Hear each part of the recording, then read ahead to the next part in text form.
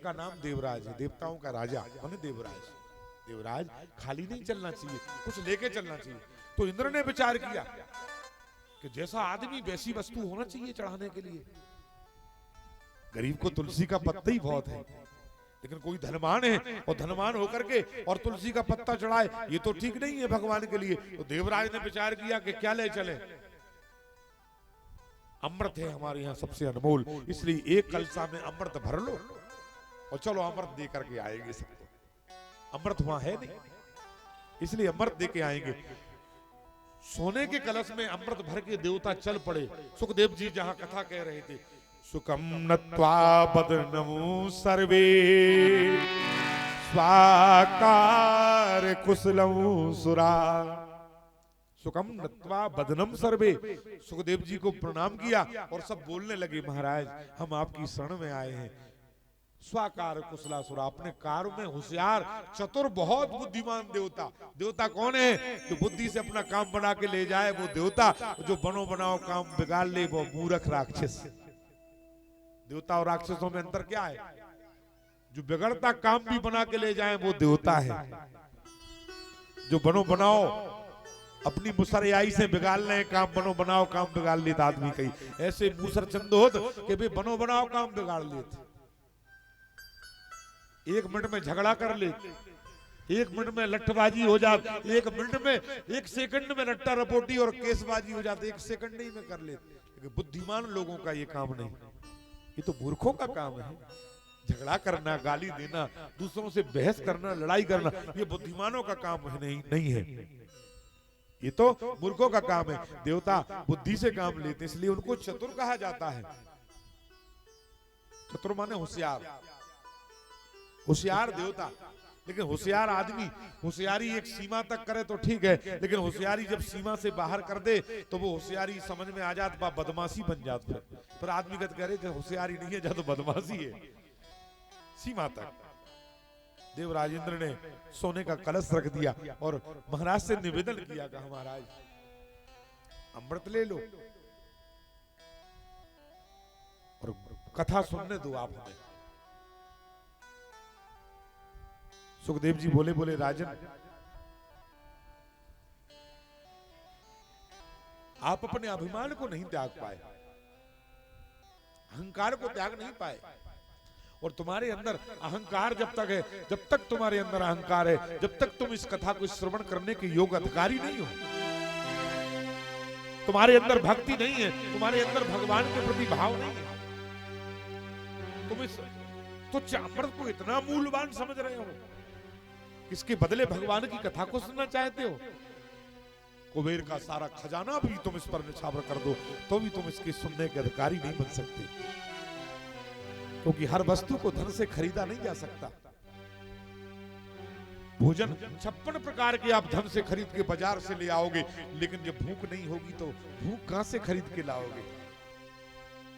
56 प्रकार का व्यंजन रखा लेकिन भूख नहीं है तो 56 प्रकार का व्यंजन बेकार है ना। और भूख लगी तो चटनी से रोटी भी बढ़िया है। इसलिए 56 प्रकार का व्यंजन तो आप खरीद सकते हो, भूख नहीं। मखमल के गद्दे, एसी तो आप खरीद सकते हो धन से, लेकिन नींद नहीं। यदि नींद नहीं है तो नींद बाजार से कहां बिकती, किस दुकान पे मिलती, जरा हमें भी बताओ। कभी कभी रात गुजर जाती, करवट बदलते बदलते नींद नहीं आती, तो यदि 2-5 हजार रुपए की भी मिल जाए तो भी लेने में कोई हर्ज नहीं है। कितनी भी महंगी मिले तो भी ले लो, क्योंकि नींद सुकून है, शांति है, सुख है। तसल्ली से सोना और सवेरे उठना यही सुख है। जिनको रात में नींद नहीं आती वो सुख नहीं है, सबसे बड़ा दुख है। बोले काय महाराज? बोले महाराज घी नहीं खा पाता, खाए डॉक्टर ने मना कर दी, ब्लड प्रेशर बढ़ने लगो, शक्कर की मीठी चाय, भैया शक्कर मत डालियो चाय में। खाए? बोले डॉक्टर ने बंद कर दी। शक्कर तुम्हारे पास बोरे भरे हैं लेकिन तुम खा नहीं पा रहे, काजू मेवा तुम्हारे पास पड़े हैं बकस भरे लेकिन तुम खा नहीं पा रहे, शुगर वाले आम नहीं चौंक पाते, चिमरी नहीं खा पाते, मीठा कोई फल नहीं खा पाते, केला नहीं खा पाते। रोटी से भी शुगर बढ़ जाती है, रोटी भी नहीं खा पाते। बताओ ये सबसे बड़ा दुख है कि नहीं? तो कौन कहता है कि धन से सुख होता है? धन से सुख नहीं होता। बड़े बड़े महलों में सुख नहीं है, क्योंकि वहां भूख नहीं है, और भूख है तो भोजन नहीं है, और भोजन है तो भूख नहीं है। यही तो परमात्मा की लीला है। जिसको भूख दी है उसे खाने को नहीं दिया, और जिसे खाने को दिया उसे भूख नहीं दी। डॉक्टरों ने मना कर दिया कि भैया तुम तो खाना ही नहीं, मर जाओगे। घी खाओगे तो मर जाओगे, शक्कर खाओगे तो मर जाओगे। जिंदा रहना है तो शक्कर नहीं खाना, घी नहीं खाना। अब बताओ आप, ये परमात्मा की लीला है। तो जिसको दोनों दिए हैं, कि भूख भी दी है और भोजन भी दिया, ये तो परमात्मा की कृपा है भाई। भूख भी है और भोजन भी, इससे बड़ी कृपा भगवान की क्या होगी? वरना तो बड़े बड़े अरबपति खरबपति दाल, सूखी दाल बगैर चुकी चुकाई मूंग की दाल में सूखी रोटी लगे खावे, घी से छुपर नहीं पा रहे। तुम्हारे पास कितनी बड़ी कृपा भगवान की है कि भोजन भी है और खा भी पा रहे हो। वरना तो लोग धरो धराव नहीं खा पा रहे, अपनों कमो कमाओ नहीं खा पा रहे। ये परमात्मा की कृपा है। जब अमृत से कथा को बदलना चाहा, कथा का मूल लगाया, कहा महाराज कुबेर का खजाना भी ले लो आप, लेकिन ये कथा स्वर्ग में चल करके सुनाना। इन फक्कड़ों को, इन बाबाओं को, ऋषियों को सुनाने से क्या फायदा? सुखदेव जी मुस्कुराने लगे और राजा परीक्षित से बोले, राजन, एक तराजू के पल्ले पर अमृत रखा है, एक तराजू के पल्ले पर भगवान की कथा रखी है। तुम्हारा जो भी मन करे ले लो, अधिकार तुम्हें है, क्योंकि मैंने तुम्हें कथा सुनाने का वचन दे दिया कि मैं तुम्हें कथा सुनाऊंगा। और देवता मुझे कुबेर का खजाना देने के लिए तैयार हैं, फिर भी मैं इन्हें कथा सुनाना नहीं चाहता। बताओ तुम्हें अमृत चाहिए कि भगवान की कथा चाहिए? परीक्षित बड़ा श्रद्धावान था, बड़ा ही भगवान के प्रति प्रेमवान था। बोले महाराज एक बात बताओ, अमृत के पीने से क्या होता है? सुखदेव जी बोले, अमृत के पीने से अमर हो जाओगी, मरोगी नहीं। वो बोले महाराज दुख? दुख तो रहेंगे, जो कर्म किया है वो तो भुगतना पड़ेगा, जो कर्म किया है वो तो भुगतना पड़ेगा। उम्र चाहे कितनी लंबी हो जाए, और जितनी लंबी उम्र उतना ज्यादा भुगतना है। जल्दी चले जाए तो जल्दी से तो छुटकारा मिल जाएगा। इसलिए बुद्धिमान लोग कहते हैं कि महाराज ज्यादा लंबी उम्र ना हो, भगवान चलते फिरते उठा ले तो अच्छा है। क्योंकि जितनी ज्यादा उम्र उतना ज्यादा दुख, उतना ज्यादा तकलीफ।